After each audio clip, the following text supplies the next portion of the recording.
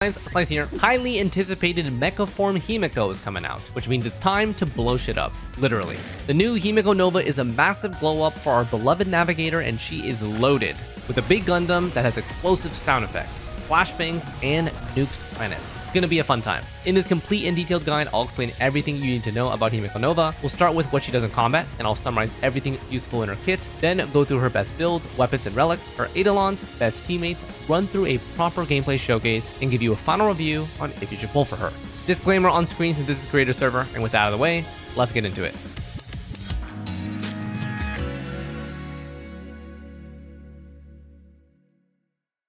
So, Himeko Nova is a fire erudition character who deals massive AoE DPS with her ult and a special assist skill. She will be commanding Starblazer to deal that explosive damage and constantly aura farm with peak animations. Let's go over what she does in combat.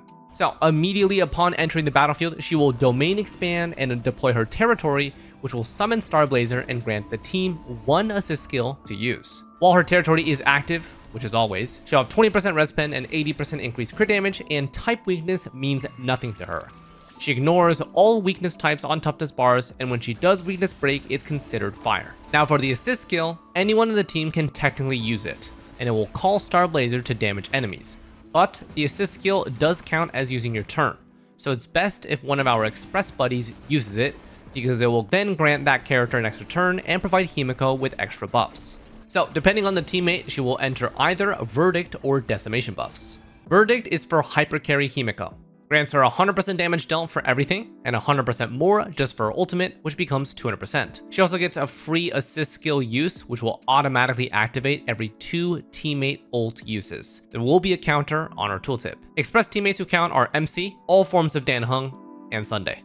Now, Decimation buffs everyone on the team, including herself, with massive crit damage. 100% for all allies and 100% more for all skill damage, including assist skills. This one also provides a free assist skill whenever enemy targets get hit 9 times. And then express teammates who count are all versions of March 7th, Welt, and OG Himeko. Now in both of these modes, these free assist skill uses are capped at 2, and they do refresh when Himeko Nova ults. So when it comes to these special buffs, only one member is needed to activate her mode, and it happens when that teammate uses her assist skill. If you want to be fancy, you can even include one teammate from both sides and run a dual mode comp. She will swap modes every time the corresponding character uses her assist skill, so be careful, there's no limit. Now because of this, Himeko is considered extremely flexible, and that's what makes her team comps so versatile. So the actual assist skill is AoE plus 3 instances of bounce damage. This ability is considered as Himeko using her skill, even if another teammate used it. So for any buffs, relic requirements, or etc., assist skill counts as a skill. If Himeko herself uses it, it will be 25% stronger, deal 4 instances of bounce damage, and also not count towards assist skill uses, which just means it's free for her. Now the base cap of the assist skills that you can actually activate is capped at 1. Himeko's skill will be the main way we recover these. It'll provide her a 3-turn navigator buff, which provides 20% damage bonus to all allies, and refreshes 1 assist skill use when it's her turn. However, the turn that you do use this skill to set up the buff, she will not be able to damage with her assist skill. In most cases, it will be ideal to use her skill every 3 turns for this buff uptime, but sometimes it's the end of the fight or a phase change or something like that, and you just need to send more damage to reach a breakpoint. This will be case by case. Now, when she is already in her buff state, she will no longer be able to use her skill anyway, which means you are free to use her own enhanced assist skills. Now, quickly, her cool AF technique will put her in flight mode, and she can instantly kill normal enemies just like Acheron. Entering battle in this state will use her skill 1 time at the start of each wave. I wanted to shove this info here because it's pretty important for min-maxing skill usage. If you notice that you're moving on to the next wave and you used her technique to start battle, you can be a bit more aggressive on Himeko's turns because her skill will refresh for free the next wave. So as you can tell, a lot of her mechanics are based off of her assist skill, and it's responsible for a good chunk of damage. She also has this very fancy ult icon. Now, it's a normal energy filled bar, but it has a special icon because she's special. On activation, she pilots the Starblazer and you go crazy. She'll have 2 attacks here. Use E when she has 3 stacks for big damage, and then use Q to charge E. Once she uses all of her attacks, Starblazer will do a big finisher move.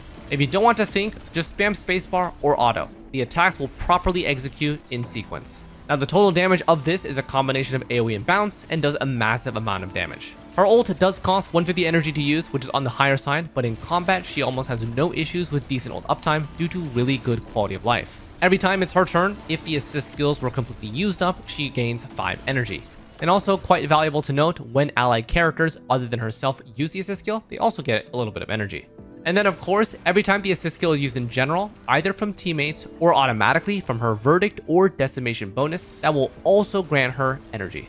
So yeah, lots of free ways for her to get energy, and they do scale with energy regen. So depending on the content, if you need an extra ult or two, you can consider it. So overall, this is what Himeko Nova's playstyle looks like. Domain expand when entering combat, use assist skill on most of her turns, refresh the skill whenever it's expired, and you expect the fight to continue for a little while. Use assist skill on Trailblaze teammates to do free damage and proc extra turns. Use Himeko's ult as frequently as possible because she has lots of ways to generate energy. And finally, get flashbang by Starblazer animations and eargasm over the insane sound effects, and you'll profit.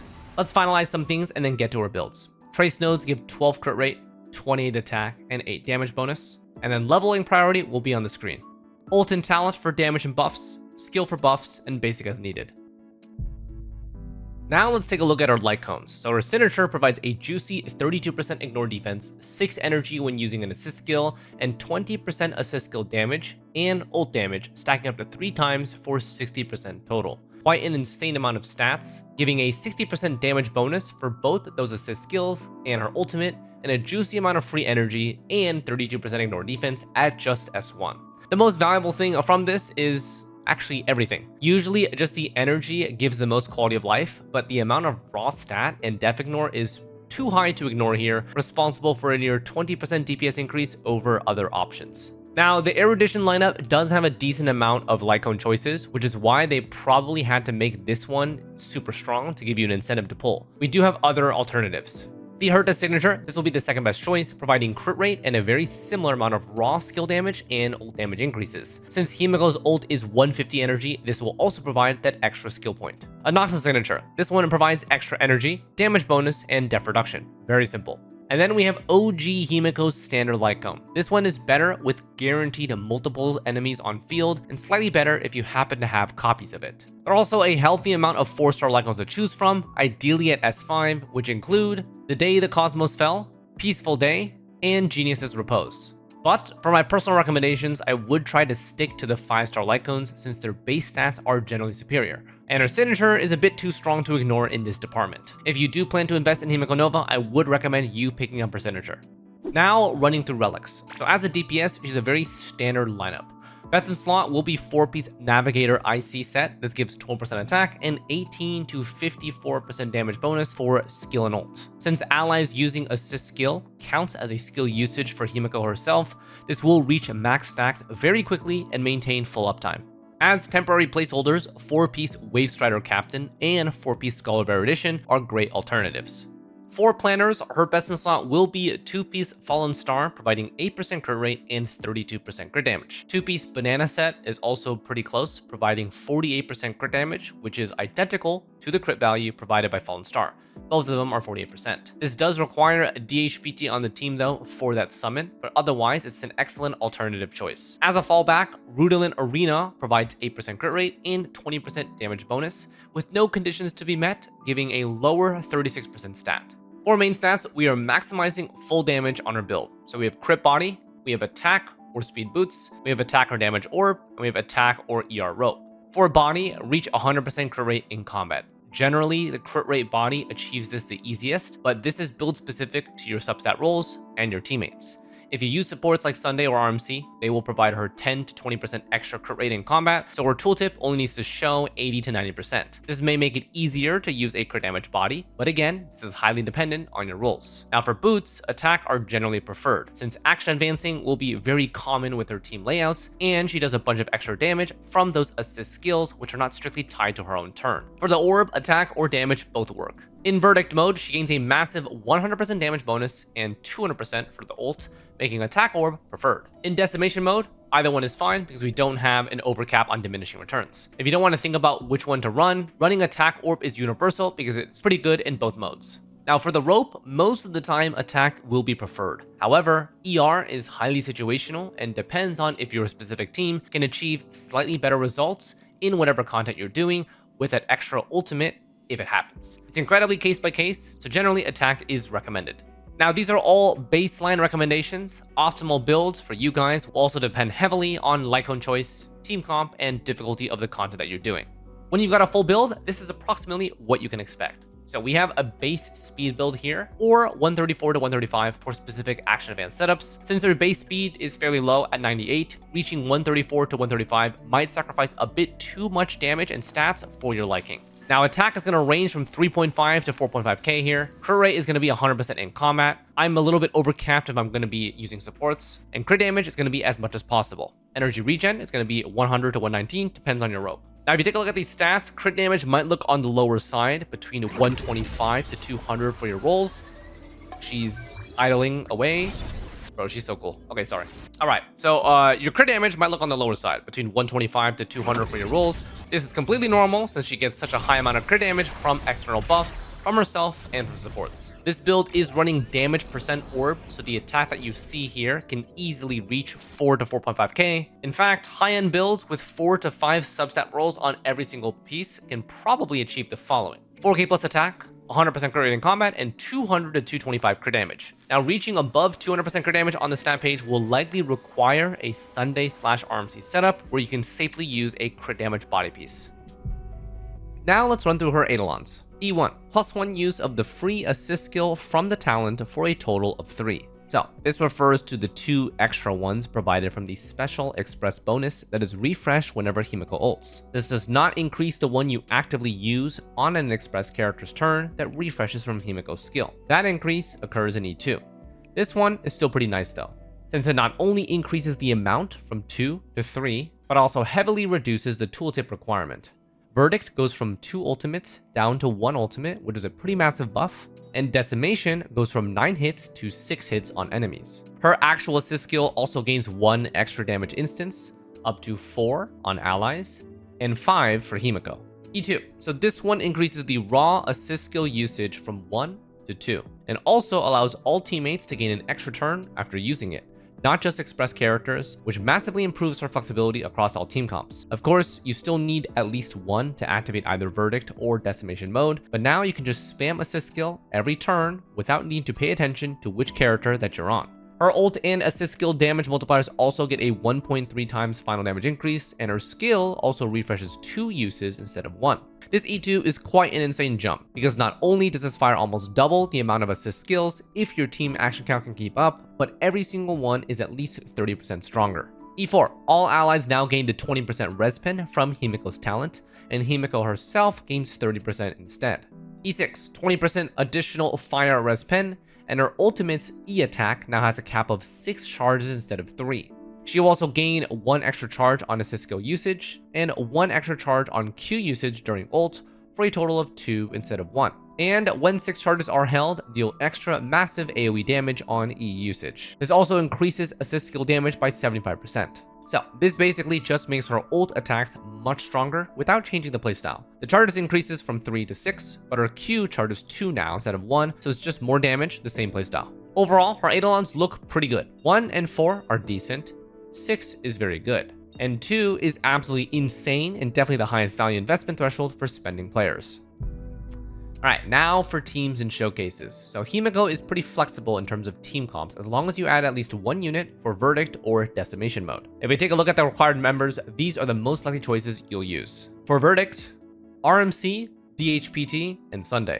For Decimation, just Welt. Now, anyone from either of these lists can be used, but these units specifically will provide the strongest team templates for meta strength. For Verdict, we have the following core setup: Himeko plus DHPT or Hoho as you sustain, plus Sunday or RMC, plus 1 flex. This comp focuses on a hypercarry Himeko and abuses constant action advancing to refresh assist skill usage, Himeko's personal turn damage, and high ultimate uptime. DHPT is preferred over Hoho since he is a Verdict member and can consistently use those assist skills. Sunday or RMC are our Verdict action advancers, and our 1 flex slot can be any of the following: Sparkle for another half action advance, Mortanax Blade as a sub DPS, or even Sidridra to copy those skills. Now, if you don't care about perfect meta team comps though, any character of your choice can fit into that flex slot. As long as you have the core of Himeko plus DHPT plus an express action advancer, the team will perform very well. One of the more popular teams from this lineup involves the one that you see on screen here, a double action advance, which includes Himeko, Sunday, Sparkle, DHPT. Against MOC Starward mode, this team is able to perform a clean one cycle clear.